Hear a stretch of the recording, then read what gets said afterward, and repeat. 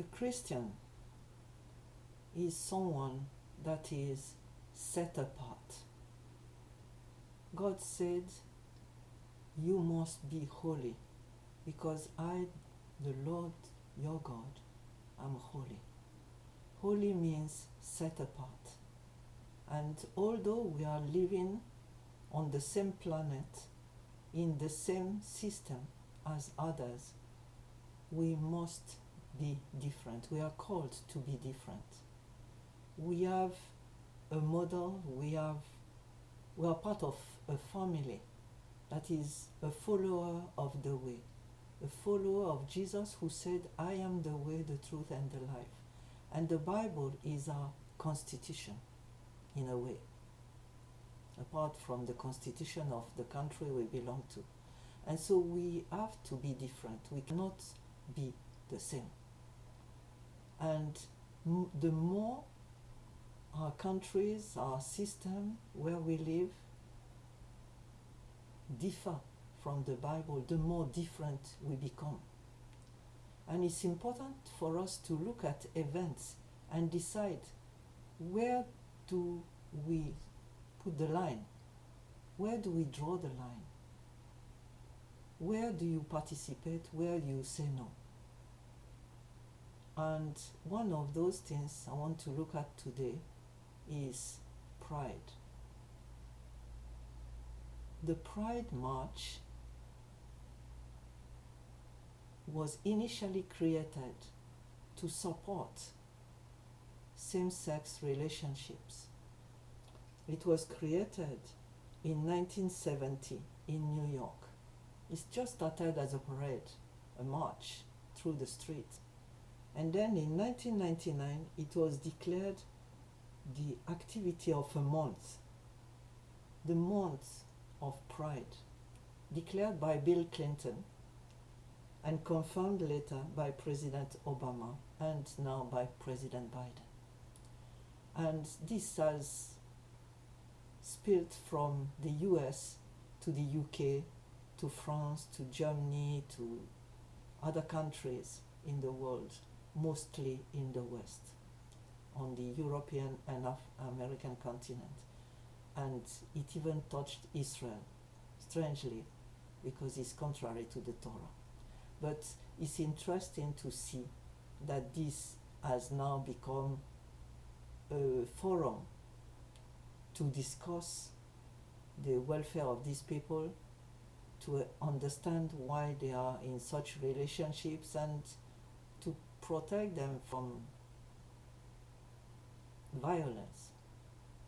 There's nothing wrong in supporting, protecting people, because whether people believe the same thing or not with us, they deserve protection and to be listened to.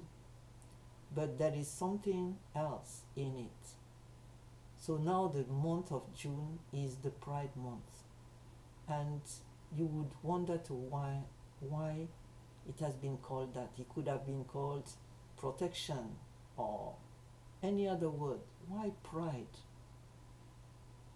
Why not just be yourself and not necessarily being proud? So let's look at what the Bible says about pride. There's a lot of verses in the Bible that talk about pride. Most of them in Proverbs. The book of Proverbs is a very important book. And it sits right at the center of the Bible. And it's interesting. And it's not an accident, obviously.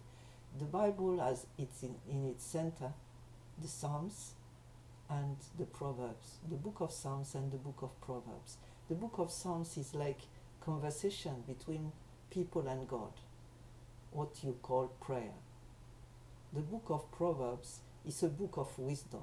Proverbs are part and parcel of every culture, but Proverbs in the Bible are gems placed there to guide us. And pride is an important part of there. There are lots of quotes from there, and what is important is in Proverbs book 6, chapter 6, where it is written that there are 7 things that God hates, that he calls abomination. The first one is pride. The second is lie. The third one is the murder of innocence. And you see that these three have a tendency to go together. When you are affirming your pride, it's usually at the expense of others, because you think that you are superior. And another thing is, in the book of Isaiah, we have a description of why the devil became the devil. We know that the devil is the father of lies, and he is also the accuser of the Christians, as described in the book of Job, for example. And the devil used to be part of the angelic host in the heavenlies. And why did he lose that quality, that opportunity? And it's because of pride. It is described well there that he staged a coup against God. He wanted to be the equal of God, which he was not. He wanted to rule over all. And instead of that, God threw him away from the heavenlies. And he attracted a number of angels along with him. And now they are in the business of trying to drag humans to share hell with them, because hell was not prepared for people, it was prepared for the devil and his angels. So pride is dangerous. And God said, talking about Babylon where pride rules, come out of her, my people. Have nothing to do with her. And before you think of joining in anything that has to do with pride, whether by word or symbolic or anything like that, think twice. Because words have a meaning, and they are not innocent.